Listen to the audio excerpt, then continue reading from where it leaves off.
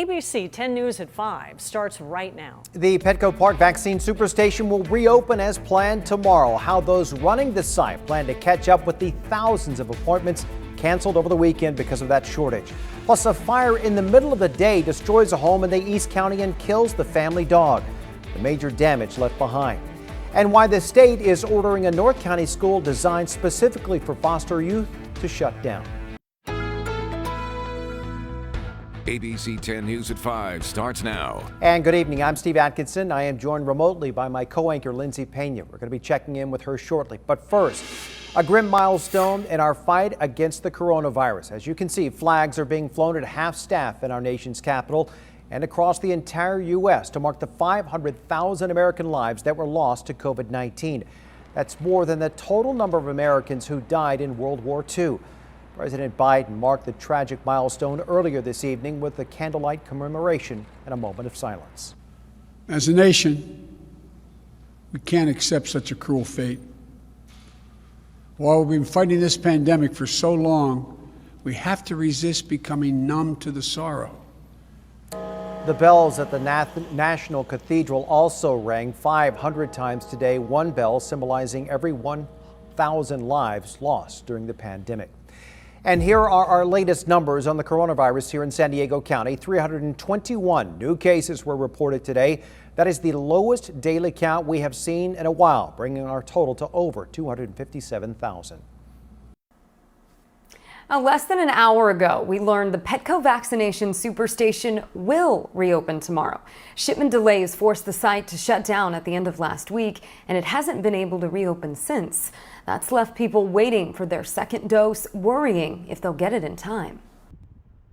After days of being closed because of delayed shipments of vaccines, the Petco vaccination superstation remained shut down Monday, which was when some people were supposed to get their second dose. So now we haven't heard when it'll be rescheduled to, because, they haven't received the shipment. That San Diegan didn't want to use her name, but says she was originally supposed to get her second dose on Sunday the 14th, but was rescheduled to Monday the 22nd.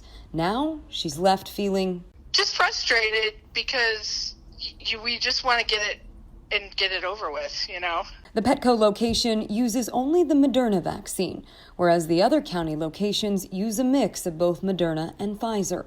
Even though it's recommended that a second dose of the vaccine be given within 21 to 28 days, the CDC says patients can get a second dose up to 42 days after their first. They keep saying that it's okay as long as you get it within 45 days, but it would have been better to get it within the optimal time period, it seems. At this point, the county says anyone who has had a second dose postponed will be automatically rescheduled through the UCSD MyChart website. But that may not happen until the vaccines are actually received. In the meantime, other vaccination sites like Del Mar remain open and had appointments available as of Monday, but that site is only using Pfizer vaccines, which can't be used on someone who received a first dose of Moderna. If you are eligible to schedule a vaccine appointment, you can go to the county's website or myturn.ca.gov. As of today, more than 552,000 people in San Diego County have been vaccinated for COVID-19, and more than 1,000 have been fully vaccinated, meaning 6.7% of the local population has received both shots. Governor Newsom is praising Long Beach as a model for the rest of the state when it comes to vaccinations and reopening schools. He made those remarks while visiting a vaccine site there today. Long Beach began vaccinating teachers last month and is expected to reopen schools for its youngest students at the end of March. But the big issue facing our state is a lack of vaccine supply. There's not enough doses. There's not enough vaccines to accommodate the need and demand. Just at this site, they're running about a third of capacity. Sites all across the state of California are toggling back based upon limited supply. Beginning March 1st, 10% of all first doses will be set aside for educators each week. This week, the state is also opening 11 mobile vaccine sites in the Central Valley to vaccinate farm workers. And next week, the state is expected to receive 1.5 million vaccine doses. Children and high schoolers are gearing up to play sports once again. A judge ruled late Friday night that youth sports could resume here in San Diego County. The only caveat, they must follow the very same COVID-19 protocols as college and professional athletes. This was a huge victory for Scripps Ranch football coach and father, Martin Garlinera. His son was one of 2 local high school athletes who filed a lawsuit against the county and the state to get youth sports to return. So the idea that we had to ask politicians for permission to relieve our kids of the restrictions that they've been under for 11 months still seems absurd to me. The California Interscholastic Federation that governs high school sports still has to give athletes the green light. If it doesn't, Gardenera says they will head back to court Wednesday. And the stage is set for the House to pass that $1.9 trillion coronavirus relief package. Today, the Chamber's Budget Committee voted to advance the bill. It includes a $400 per week in unemployment benefits through August the 29th, $1,400 direct payments for Americans making up to $75,000, a gradual federal minimum wage increase to $15 an hour by 2025, and $170 billion to help K through 12 schools and higher education institutions reopen. And you can keep up with any developments surrounding the pandemic by downloading our free mobile app. Just go to the App Store and search 10 News. A 12-year veteran of the Escondido Police Department is recovering after he was shot this morning. Police say the suspect accused in the shooting killed himself. ABC 10 News reporter Mimi Alcala has the hours-long standoff. There were 3 different agencies' teams, Carlsbad, Sheriff's Department, and Escondido. For hours, officers searched for 29-year-old Anastasio Rosas Jr., a man accused of shooting an Escondido police sergeant early Monday morning. This all started on Morning View Drive, where police say they were responding to a domestic disturbance call just before 3 a.m. A woman called and said she'd been in an argument with Rosas, who is the father of her 2 children. She said Rosas left the apartment with a black assault-type rifle and was possibly driving her blue vehicle. Soon after, police started their search and spotted the car at the dead end of the road. As police officers approached in separate vehicles, they say Rosas stepped out of the car he was driving and fired at a sergeant. The sergeant was still seated, but the bullet went through his SUV, striking him in the left buttock. He was rushed to safety at a nearby police station, then taken to Palomar Hospital. The 12-year veteran of the department was treated and has been released. He should be making a full recovery, and we're just so grateful. The manhunt lasted hours until a maintenance worker spotted Rosas hiding inside of a vacant apartment on Lincoln Avenue. The worker notified a deputy nearby, and then a gunshot was heard. A robot was sent into the apartment where they discovered a deceased male who appeared to have died from a self-inflicted gunshot wound. I spoke with his mother here at the scene, and she tells me this all came as a shock to the entire family. She says Rosas worked 2 jobs and was a loving father to several children who has never done anything like this before. She is still searching for answers. Reporting in Escondido, Mimi Alcala, ABC 10 News. Police say Rosas was not familiar to them. The only thing on his criminal record was a misdemeanor conviction. An East County family is without a home after a fire gutted their house. Flames broke out on Dora Vista Lane around 12:30 this afternoon in Hamul. Smoke could be seen for miles. CAL FIRE says the flames also destroyed a car, an RV, and a boat parked outside. The family's dog did not survive.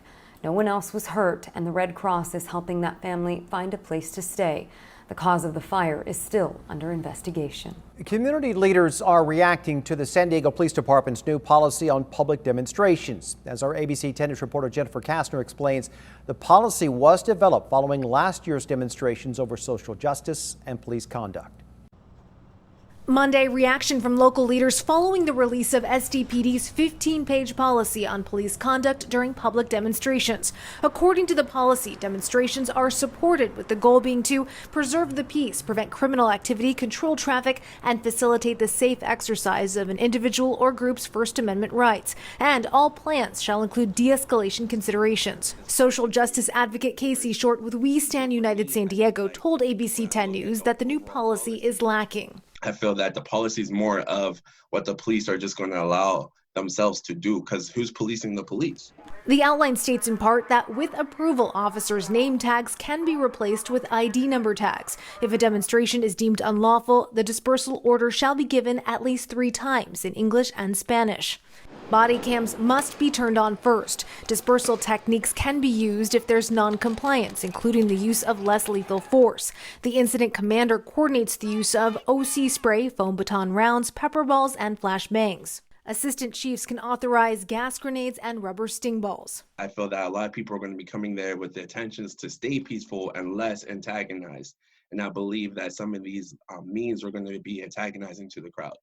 The new policy requires that officers continue to try to gain compliance through negotiation, even after dispersal techniques are deployed.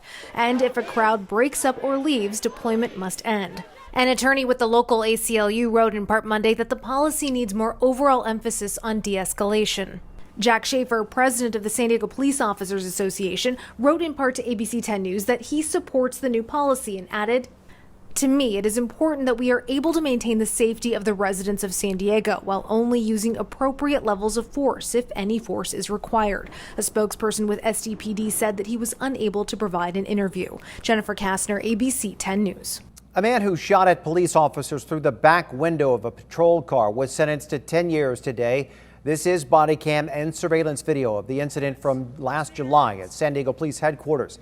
Keith Bergman was sitting in a patrol car parked in the underground Sallyport. He managed to slip out of his handcuffs and get hold of an officer's gun. Bergman fired a single shot, and officers then returned fire, hitting him in the upper body.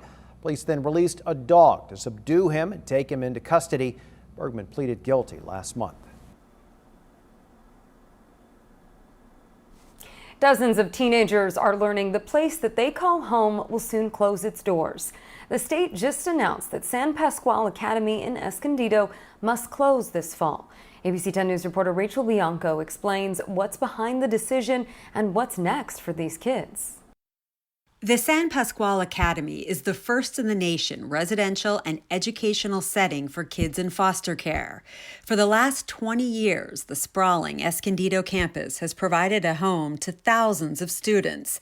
Now, many of them are shocked to hear that it will be closing. If I wasn't there, if I didn't grow up there, I think I would never have been the person I am today.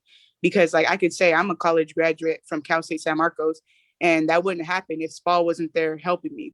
San Pasqual is the first of its kind.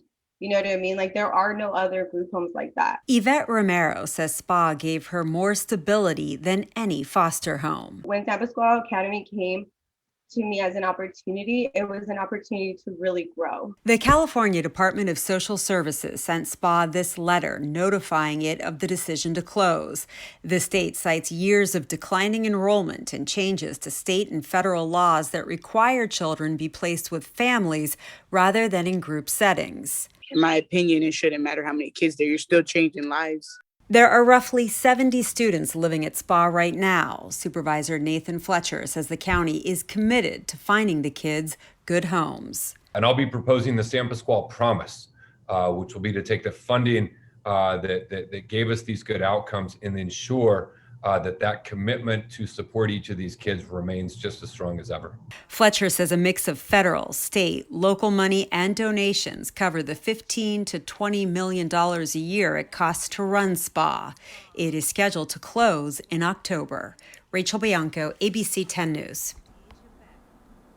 A spokeswoman with SPA said they're disappointed by the state's decision, but committed to facilitating a supportive transition for the children and young adults currently living there.